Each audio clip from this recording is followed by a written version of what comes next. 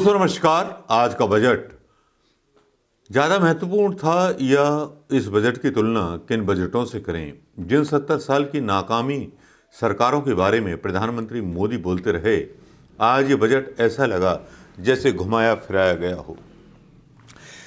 बहुत सारी चीज़ें बजट में ऐसी बोली गईं जिसमें ये कहा गया, ये दावा किया गया कि हम स्वास्थ्य सेक्टर में ये खर्चा करेंगे, और ऐसे भी चोट पहुंचाने वाली खबरें बता दी वित्त मंत्री निम्मोताई ने कि साहब हम सबको बेच देंगे। 6 या 7 साल में अभी तक मोदी सरकार ने कुछ बनाया नहीं है, लेकिन बेचने की होड़ में लगे हुए हैं। चलिए बेचिए। अगर आपको लगता है कि हिंदुस्तान की अर्थव्यवस्था बेचने से बढ़ सकती है तो बेचिए। हिंदुस्तान का भला हो सकता है तो बेचिए। किसने मना किया है? लेकिन एक गणित समझ में नहीं आया निम्मोताई का, जो मेरे दिमाग से नहीं उतर रहा। उतर यूं नहीं रहा कि एक तरफ हेल्थ सेक्टर को आप प्राइवेट करने की बात कर रहे हो, दूसरी तरफ रेलवे को बेच चुके हो। तो 1,23,000 करोड़ रुपए रेलवे को क्यों दे दिए, किसे दे दिए? जब आप बेच चुके हो तो उद्योगपति ही उसका विकास करेंगे ना, विद्युतीकरण कराएंगे या सब कुछ कराएंगे या जो भी कराना है वो कराएंगे। तो फिर आप 1,23,000 करोड़ रुपए रेलवे को क्यों दे रहे हो?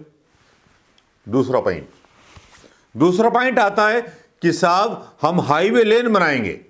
आज तो बड़ा चुनावी मोड़ आ गया। केरला, बंगाल और सब जगह बड़े बड़े रोड बनाने वाले हैं, 4 लाइन करने वाले हैं।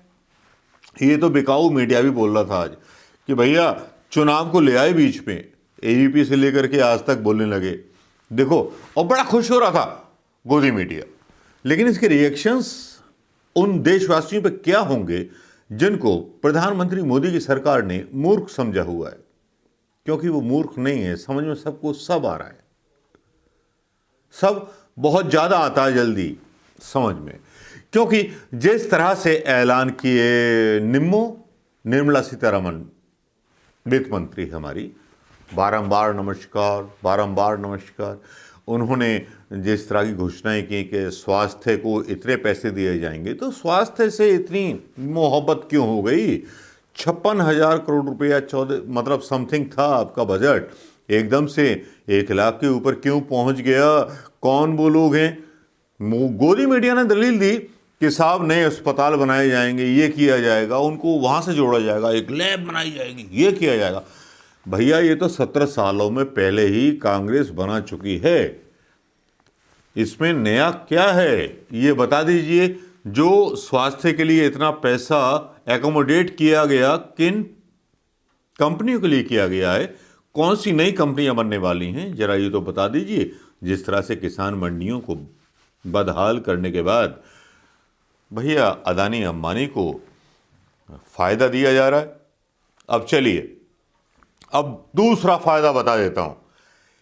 एक बयान और कहा निर्मला सीतारमण ने कि साहब स्क्रैप्स जो हैं हमारे पास आने लगे हैं गुजरात के बंदरगाह पर। एक गुजरात के बंदरगाह का नाम लिया, और यूरोप से आ रहे हैं, हम यहां स्क्रैप करेंगे बंदरगाहों पर हवाई जहाज़ों का। लेकिन नए जहाज बनाएंगे नहीं बनाएंगे इसके बारे में कोई पॉलिसी नहीं बताई। लेकिन जो स्क्रैप करेंगे उन कंपनियों को भी पैसा दिया जाएगा। अदानी को बंदरगाह पहले सौंप चुके हैं, और मतलब सब कुछ सौंप चुके हैं। मतलब जो करना है भला गुजरात के उन लोगों का करना है, सबका।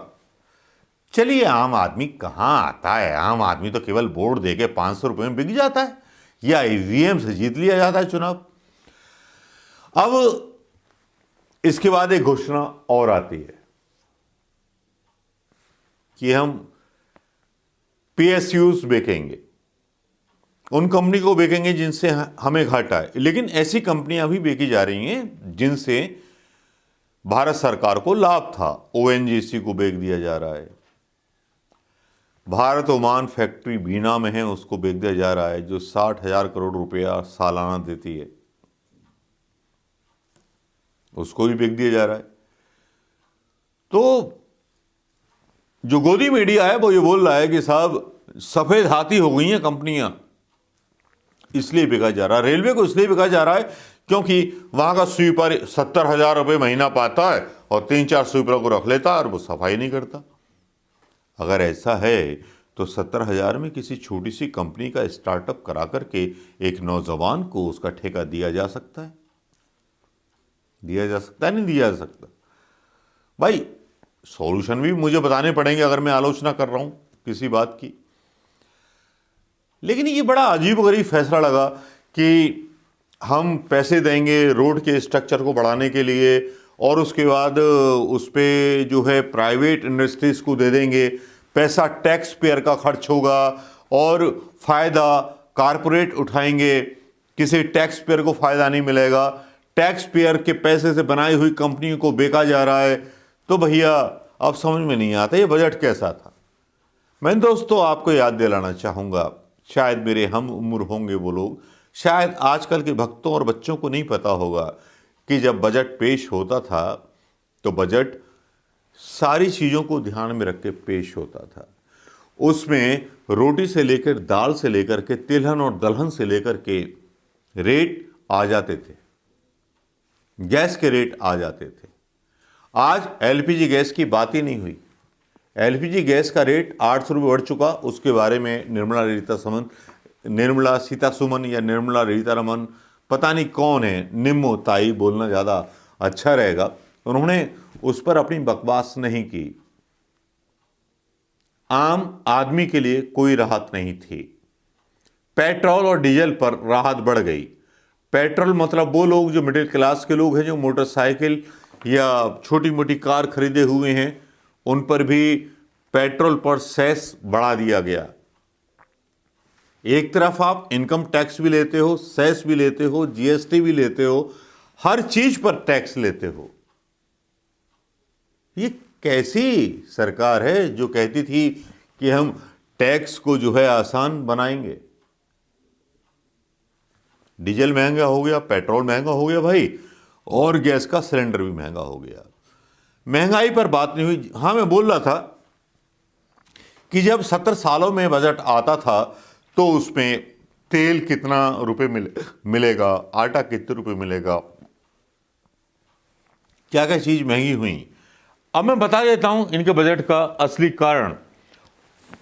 फॉर्चून तेल 100 रुपये, जो कभी हम 2014 में 20 रुपये का खरीदा करते थे।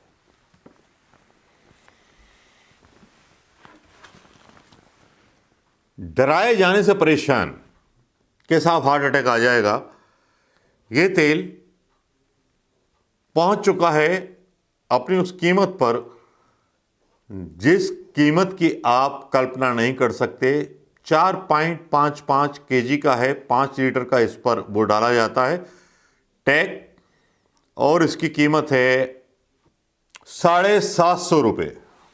आटे की कीमत, जो किसान 1200 रुपये में बेचता है अपना गेहूं, आटे की कीमत 3800 रुपये, मतलब 38 रुपये किलो।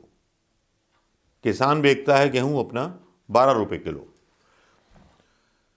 बहुत सारी चीजें भैया, नमक भी जो है 20 रुपये में आता है 1 किलो, जो कभी 2 रुपये किलो या 50 पैसे में मिलता था। आयोडीन नमक, ये भारतीय जनता पार्टी की सरकार की कारस्तानी है।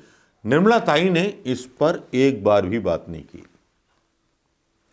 आम आदमी की जिंदगी से जुड़ी हुई कोई बात नहीं की गई।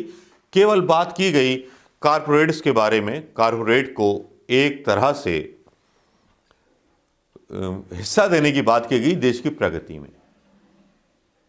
आम आदमी के ना तो टैक्स पर डिडक्शन हुआ, ना किसी बात पर कुछ हुआ। जो वादे दिए थे निमुताई ने पिछले बजट में, वो अब तक पूरे नहीं हुए।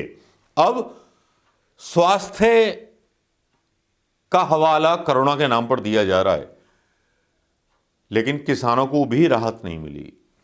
स्वास्थ्य के बारे में राहत दी जा रही तो वो प्राइवेट कंपनियां संभालेंगी। ऑलरेडी सरकारी अस्पताल बनाए हुए हैं, उनकी मरम्मत की बात होती है या उन पर सही एडमिनिस्ट्रेशन की बात होती तो समझ में आता ये बजट। लेकिन ये बजट ऐसा था, निर्मला ताई एक चीज बोलती थी फिर दूसरी चीज पे शुरू हो जाती थी। खुद भी भटकी हुई लग रही थी। पता नहीं किसने बजट बना के दिया था, किस अनपढ़ आदमी ने। लेकिन 100 बात की एक बात दोस्तों, और 1000 की एक बात दोस्तों, क्योंकि निर्मला ताई ने, निम्मू ताई ने किसी भी आम आदमी को बजट में राहत नहीं दी ना। जब भी कोई बजट आता था मनमोहन सिंह सरकार में तो मीडिया में बहस चलने लगती थी, क्या रसोई की गैस कम हो जाएगी, क्या उसका पैसा कम हो जाएगा। आज 800 हो गया, कोई मीडिया इस बारे में बात नहीं कर रहा। क्या कैरोसिन सस्ता हो जाएगा, मीडिया उस बारे में बात नहीं कर रहा। निर्मला ताई के बजट को सही बताने के लिए खून पसीना बहा रहा है गोदी मीडिया, लेकिन लाचार है, क्योंकि जो बजट आया है वो एकदम से बस ऐसा बजट है जिस पर मतलब कोई बात भी नहीं की जा सकती, जिसके बारे में कोई बहस भी नहीं की जा सकती।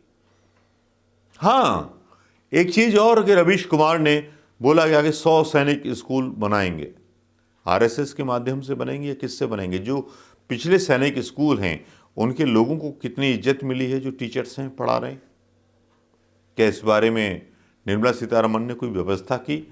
शिक्षकों को नौकरी देने के लिए कोई बात की?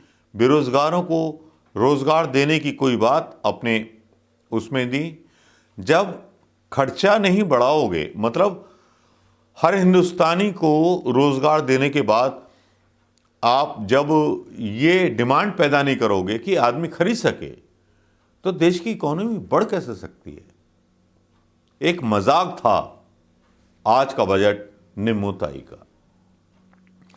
दोस्तों, सेकंड पार्ट और डालूंगा, लेकिन निम्मू ताई का जो ये बजट था वो आपको कैसा लगा? मुझे तो भाई बिल्कुल अच्छा नहीं लगा, क्योंकि निम्मू ताई ने बहुत गलतियां कर दी। गलतियां मोदी जी ने भी कर दी। मुझे तो लगता ही नहीं है कि निम्मू ताई ने बजट बनाया था या मोदी साहब ने बनाया था, लेकिन मुझे लगता है कि मोदी साहब ने ही बजट बनाया होगा, क्योंकि इतने अफलातून आइडिया उन्हीं के दिमाग में आ सकते हैं। दोस्तों नमस्कार, जय हिंद।